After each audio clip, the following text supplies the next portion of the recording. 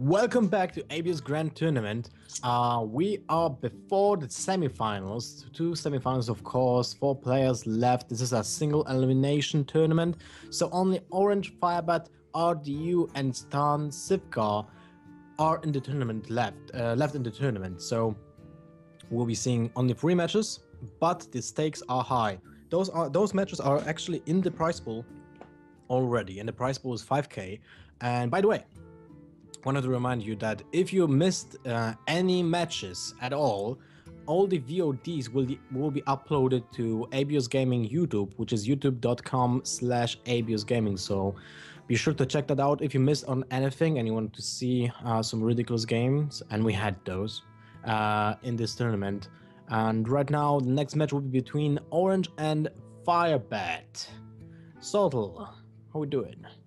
Doing good, man. Pretty stacked tournament the whole way through, and we're really getting down to the nitty-gritty now. We're seeing two of the most established Archon players in terms of tournament performance. Of course, Orange has had, I think, 2 major victories. Firebat, of course, the tournament record that's the envy of pretty much everyone. Of course, the world title, multiple Gfinities, several other tournaments as well. So really getting down to the real creme de la creme of the tournament right now. And of course, the big talking point of Firebat's tournament so far has been that Shaman deck that he's brought that's very, very specifically targeted at Handlock. And unfortunately for him, there are not too many big game hunter targets in Orange's lineup. There is probably a Dr. Boom in the Mage and the Druid, and that is about it. Unless Orange... well, who made that mistake earlier in the tournament with the Valence Chosen? I think it might have been Orange, actually. I'm almost sure that was Orange. So if he makes the same mistake again and will make himself vulnerable to the big game hunter in almost every single deck of Firebat, that might be something that will change the outcome of the games. Also, worth noting, the Rogue heavily teched against weapon classes with the Harrison Jones and the Sabotage. And oh yeah, that's a good point. No weapons from Orange in his entire lineup. So 2 dead cards. Well, not dead, because Sabotage is still a removal, which is okay against the Priest. Yeah. Right? You can kind of maintain the board of the Priest with only 1 minion, and then you can finish it off with the Sabotage, so that's cool. But definitely less impactful against the Mage. Yeah, but it's fairly safe to say that Firebat's tech options and his targets for his lineup are whiffing pretty heavily in this matchup against Orange, so might be a little bit of an advantage to Orange in that element. Oh, there is a Ronin as well, so there is an additional big game hunter target. But we saw the ridiculous draw of Ronin into Antonidas into 3 That's Firebats, right. yesterday. Yeah, that's right. So we do see that Firebat has queued up with the deck that does not have the big game hunters in it. So this is probably the best matchup for his big game hunter Shaman, maybe, because there are the 2 targets in the Dr. Boom and the Ronin, but just going to try and do it with the Rogue. How do you feel about this matchup? I've heard mixed things about this matchup. The problem, I mean, you would like to get the coin, because the agent is really crucial in this matchup. And the same goes for the backstabs, just to regain the tempo that the mage can gain. But at the same time, agent is not that great against mad scientist, because it triggers the mirror entity instantly if it kills it. And we do see that Firebat has the backstab to activate his SI agent if he wants to anyway. So if something like a Sorcerer's Apprentice comes down next turn to line up with this Mad Scientist, then he'll have a really, really strong turn. Probably will activate the mirror entity and give his opponent a 3/3, but I think you'd probably be okay with that exchange. Ooh. Hello. Huh. So that starts at 6 mana and continues to get cheaper for every minion that dies on the board. So. And Firebat has a Violet Teacher in his deck. Very true. So we could see something like a Flame Waker come down, snipe out multiple tokens from a Violet Teacher, and then the Volcanic Lumberer hit the board. It should be a pretty crazy turn. The Mage Casino has already begun. Yeah, Sorcerer's Apprentice, Flame Cannon looks like the obvious play this turn. Like we said, this does get answered quite nicely by Backstab SI, but there's no way to avoid the mirror entity proc if it is going to. So that's true. So you probably just use it anyway, because you have to clear it. You have to clear the board. Wait, what about just no Mission Venter this turn? You just saw 1 Flame Cannon. That's very It true. might be better. Yeah. Yeah, and Firebat had almost exactly the same thought process as us, where like snap decision. Oh yeah, backstab SI here, but yeah, then bailed out and decided that the Gnomish Inventor was the better play. So, yep, I like this a lot. And you're on curve. You cantrip, and also look at that. Oren just lost a draw, which is crucial. Basically, not killing the mad scientist made him basically lose 3 mana, and lose a card draw. Yep. And Harrison Jones just going to come down on curve here. Not much else to do with it in this matchup. It's not going to hit a weapon unless there's any, unstable portal into Blingtron craziness. Best use of it possible here is just to play it on curve. It does die pretty miserably to that piloted shredder, but he has the option to trade with it if he wants, but it looks like he's just going to allow that terrible trade to happen. Oh, you have to pass at the turn. Good thing for a rogue here with this in this matchup is the fact that you use the hero power on turn 2, so you don't have to waste time to re-equip your weapon when it's actually very valuable because you have to keep on the tempo on. So losing 2 mana at the turn 6 or 7 might be very crucial. So how do you feel about 4 mana 7/8 this turn, Lothar? I would say that's a good deal. And you don't have a Big Game Hunter Firebat in this deck. Unfortunately, there are 4 Big Game Hunters in your other decks. Yep. Firebat just nodding his head and saying like, well, that's a good play. Not quite enough damage to punch through this. He does have 6 damage between the Eviscerate and the SI to clear it, but unfortunately that requires... What about oil? Yeah, oil is fine, but it's... the cleaner play would have been the Eviscerate and SI, but unfortunately he'd need to activate both of those combos, and obviously only one of them can be activated. But even with this, like, it's still not perfect, right? Both of these attacks have to go in there. So you have to lose your board, take 7 face damage, and you've expended an Eviscerate and a Tinker's Oil to do this. So. The perfect play would have... No, perfect. Perfect play would be Big Game Hunter, but a good play would have been... an example, a Blade Flurry this turn. Because you would just oil, attack into the Lumberer, and then Blade Flurry. Sure. But at the same time, you value your Blade Flurry really high. So maybe that's a good choice. I also value there not being a 7/8 on the board pretty highly, though. Yeah, that's true. Yeah. So how scared of the Blade Flurry is Orange here? And I think that's kind of like the hidden upside of the play that Firebat did make here, is that it puts the fear of Blade Flurry into the opponent, and you might cause it to slow down. Otherwise, if there wasn't the big weapon staring at him here, I'm almost certain he would develop the Sorcerer's Apprentice as well alongside this, just to max out on lethal potential next turn. I think he needs the Blade Flurry anyway. He would have played Farseer and then Blade Flurry and cleared the board, right? Because the Mirror Entity would proc. Yeah. So SI does come down, and only 7 damage was taken from that Volcanic Lambra, but that's... Only 7 damage. Yeah, that's pretty much its job done, right? It got its licks in, it did the 7, so, 2 mana spell that ended up doing 7 damage to your opponent's face, that's a pretty solid deal. And that is 1 damage off lethal right now. So, yeah, just going to go ahead and develop Boom, and even if one of these Boom bots tickles him in the face for 1 damage, even if the board gets completely cleared, that will still be lethal with the Frostbolt Fireball follow-up. You don't need anything else apart from the Fireball Frostbolt in your hand. Yep. Oh, that's very true, because you have the mana to ping as well next turn. Yeah. So, yeah, it's literally, you have to clear the board, you have to not take damage from the Boom bots, you have to heal, you have to do a million different things this turn. Oh. There's Blade Flurry. Kind of too slow. Yeah, too late. Too late. Yeah, sorry. Too late to do anything. You're dead anyway. Really sad to see that. Like the unstable portal hits again. Yep. Casino Mage doing casino things. Oh, but look at that. That's actually the perfect outcome. If there wouldn't be a Fireball Frostbolt ping. But unfortunately for Firebat, there is a Fireball Frostbolt ping, and as I pointed out earlier, the Casino always wins. You can't fight it. They always have the edge, and again, Casino Mage comes out on top.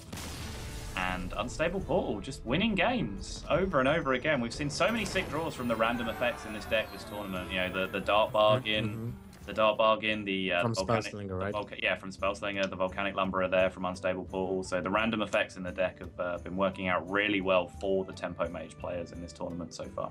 The Volcanic Lumber was exceptionally silly because it has a cost reduction built in. Yeah. So it's like a double cost reduction with the Unstable Portal, which is just insane. Mm-hmm. And we're starting with the second match where Firebat sticks. No, wait, he sticks to the rogue. Yeah. Yep. So Firebat, following the pattern that we've talked about several times of sticking with the deck that he lost with. Orange choosing to queue up his Druid here. This is a very, very back and forth matchup. Opinions are somewhat divided on who's favored in this matchup, but Firebat, definitely one of the people that I know is very accomplished in this matchup, really understands how he needs to leverage the tempo of the rogue cards in order to put the Druid on the back foot in this sort of situation. Fortunately for Orange, there's the Wild Grove and Darnassus Aspirant, but which one would you favor? I'm actually... So we had this matchup before, and I liked doing the Wild Growth, and the reason for that is that you had the consistent ramp into the 4-drop next turn. In this situation, I'm okay taking the risk with the minion first, because even if it does get dealt with, which is really likely against Rogue, then your curve still works fine with... Yes, because you're lacking the 4-drop. Exactly. So you just Wild Growth this turn, and then your hand starts at 5 the turn after. So I guess it's totally fine. Exactly. Well said. That leaves a turn open for Firebat though, so he can drop at 3-drop, and I'm sure he will do that. Because you need those minions on board. Like, just bodies on board. Absolutely. Tempoing out a 3-3 here, pretty important against Druid. Just minions on the board is the thing that Druids don't want to have to deal with, and it allows you to be competitive against something like a Druid of the Claw that's played this turn, because you have the 6 damage now between your minion and the dagger that you have equipped. Innovate. Not really useful this time. Nope. Sabotage. Not that card in this matchup. That's definitely true. I would like. It's actually 2 matchups are okay. Priest and Druid, in which Sabotage is kind of okay. Right. Oh, turn 7 combo. Well, you can't kill your opponent. Can you? No. 4 damage to the face. That's 24. You slam the Shade on board. Your Azure Drake will be killed. That's for sure. And you are left with 19 damage next turn. Yep, not good enough. You could charge the Druid of the Claw in as well, deal 8 to face this turn, but then both your minions will probably get moved, so that's not good enough either. So, yeah, I just like the standard board development strategy here of playing down the Druid in stats mode, get the extra health, make it slightly more difficult for the rogue player to deal with. And it's better against saps. Sure, yeah. Wait, is it? What? It's better in taunt mode against saps? Well, I mean, what I meant, if you play a charge minion here, it will most likely die. Right. And if you play this as a taunt minion, it will eat a sap, but it's better to eat a sap right now on turn 5 than eat a sap on, let's say, turn 7, turn 8. Yeah, alright, that makes sense. And now, what Firebat has to do here? What about cycling?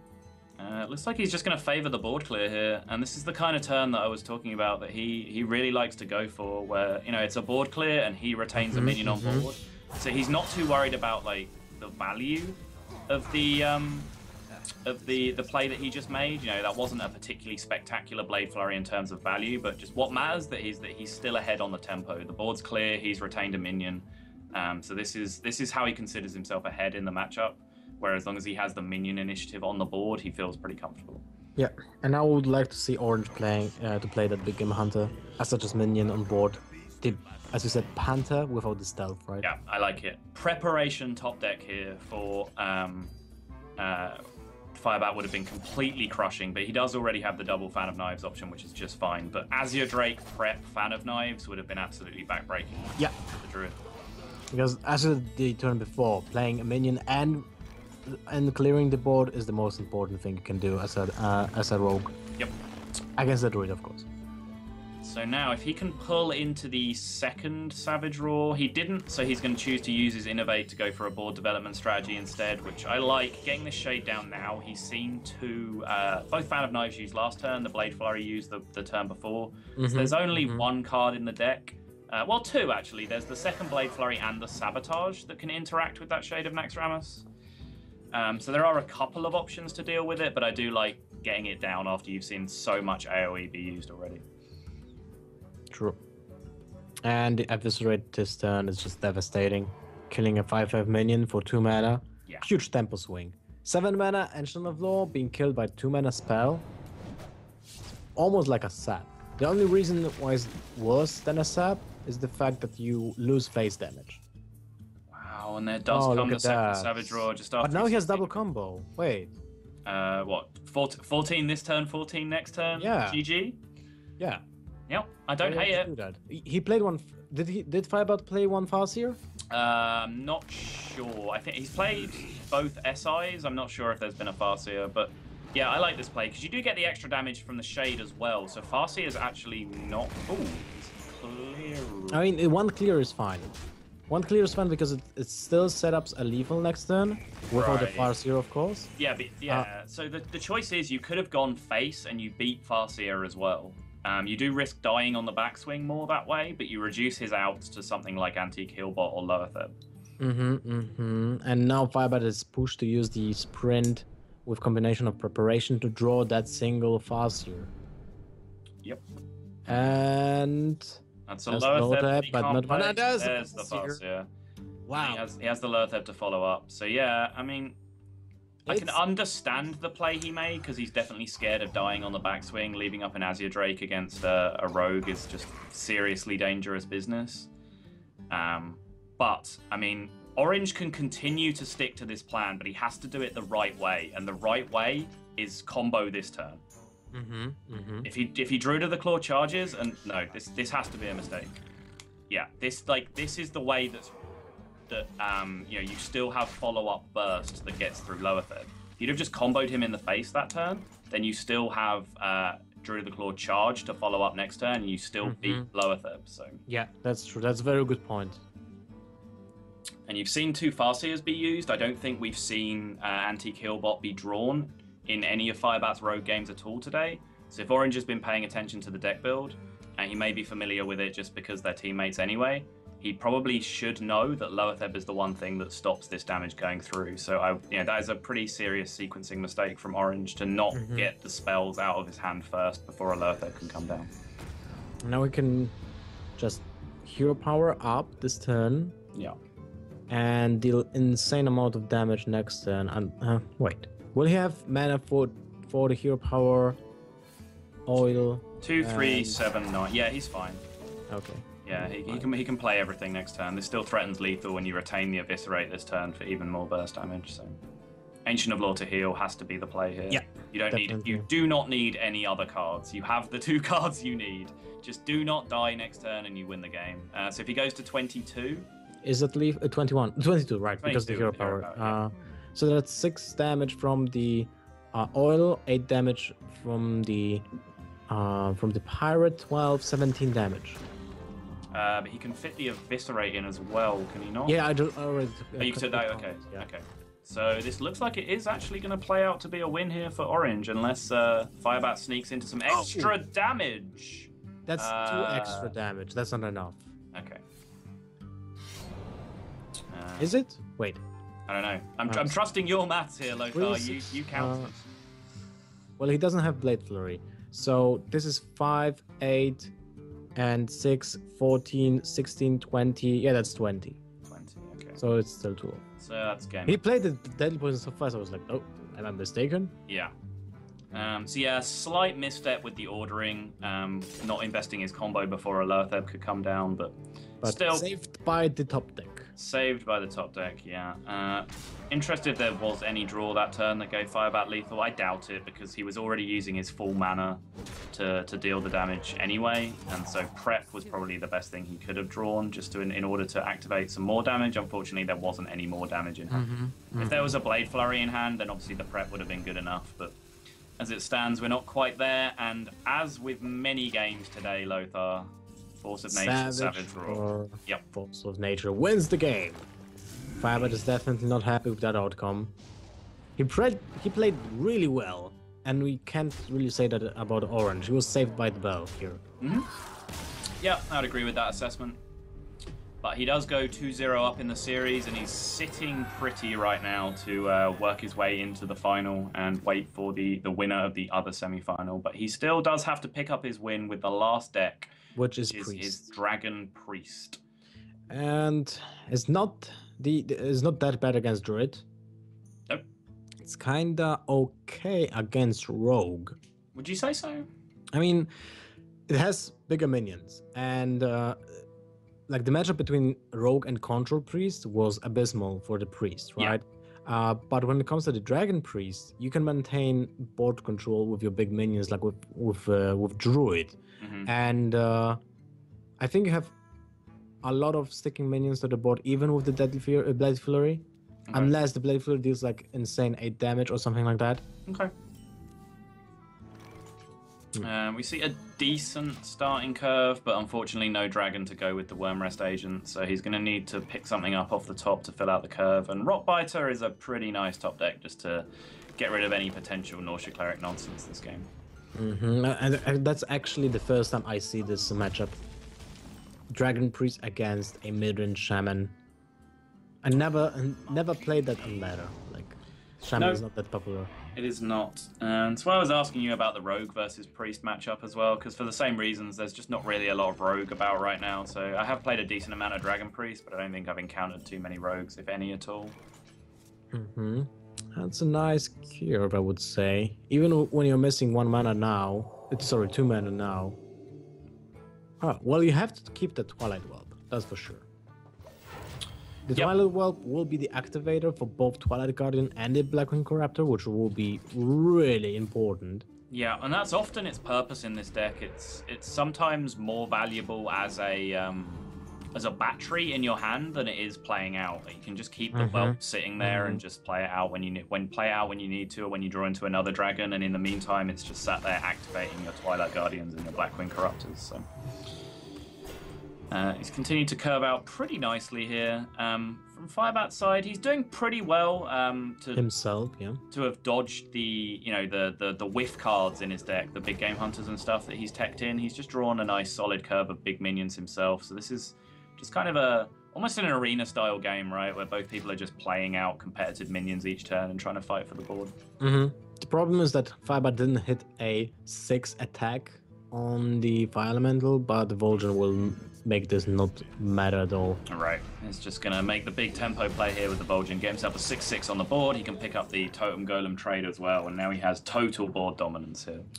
Yep, and this doesn't look good for Firebat. I mean, the amount of comeback mechanism in his deck is probably just 1 Lightning Storm, and in this case, a Elf Shock would be nice. Right. Because if you can roll a air power totem and just Elf Shock the Vol'jin, that would be insane, but it's lacking that. So, or if he top decks it next turn, he can just go for the Drake Earthshock play just straight up to get the guaranteed spell power. So that would definitely be a pretty nice draw. Blackwing Corruptor Powered Shield is the natural curve play this turn, but does Blackwing Corruptor really have a particularly good target? Well, it's not that bad. Oh, well, that would have been a great target if you would have the full mana here. Alright, looks like he's just going to go for the heal here. He can afford to play out a Twilight Whelp. It does give his opponent a perfect Fire Elemental target. 3 damage, 3 health, 3 damage Fire Elemental, but at this point, are you that concerned about a Fire Elemental coming down right now? Probably not, right? Well, your opponent is overloaded, but he has the coin. He has the coin, yeah. Yeah. So it's fine. It's fine because at least you know that he will use the coin. Yeah. There will be no shenanigans with Valakir if he plays one. So Drake potentially try and top deck the Earthshock is 5. Yeah, I think that's the play. Yeah. It's really, really desperate. Because otherwise you would just like to play the Fire Elemental, or maybe just even low tip, because you want to seal down those Valence Chosen or Holy Novas, but at the same time, the Vol'jins are trading with your load up anyway. Yep, and this gives Orange another really powerful turn with just dropping the Sarad, healing up his Vol'jin. Can also go with the Blackwing Corruptor play if he wants to make the tempo push, and that looks like what he's going with. I would love the Sarad. Yeah, I think that's why I was like mentally leaning towards that play. I think Sarad is one of the cards in the tournament that we haven't really seen go off yet. Like we've seen we've seen Spellslinger magic, we've seen some Grand Crusader magic, we've seen some Unstable Portal magic, but Sarad has pretty much just been played and dealt with immediately in all the games that we've seen so far. So hopefully we do get to see some Nexus Champion Sarad silliness in this matchup at some point. Hopefully. But it's not looking good for Firebat. He does have the Flame Tongue Totem to start to fight back on this board. And I say start because as soon as he plays this Flame Tongue, it's probably just getting Cabal Shadow Priest. Mm-hmm. The problem with the Cabal Shadow Priest on Flame Tongue Totem is the fact that you can't really buff 2 minions then. Yeah, the positioning always gets messed up, but at the same time, he doesn't really have a better play to make this turn, right? He could go for like Tempo Shadow Word Death, but I don't think that really gets him anywhere. Oh, well, maybe he disagrees. Okay. So still no Tempo, so still no Naxus Sarad. Nope. He might just drop it as a Yeti this turn, though. I can definitely see the merit in that. Ah, that's just so bad. No? No, you don't like that? Come on, just get another 4/5 on the board, yeah. No, I just wanted to see the spell. That's why I okay. say it's so bad. Right? Well, maybe he'll give us the BM heal next turn just to at least... Well, that Hex is a little bit late. But yeah, maybe Orange will give us the BM heal just so we can at least see one spell before he ends the game here. Well, this is game, right? Doesn't that matter. was a really quick and anticlimactic semi-final. It was a little bit, yeah. But yeah, even if the Taunt Totem got rolled there, it wasn't an out for Firebat because it would just get Cabal Shadow Priested out of the way. F-Shock. It would still pull through. Yeah. And well, that's well just played. Don't concede! Don't concede! Ah! We just wanted to see the spell, man. Alright, we still have the final, Lothar. We're banking on Sarad for the final. Yep. Yeah. So, Orange is advancing to the grand final. Congratulations to him. Firebat is being eliminated during the semifinals. Still gets some cash, so that's nice. But not... I mean, he has enough titles, right? He can give some to his teammate if he wins the grand final. And we all know Orange did miss on the ATLC opportunity. He was one of the Archon players that didn't compete in the ATLC. I can definitely feel his pain. I mean, that was my decision to play in the ATLC, but just yeah.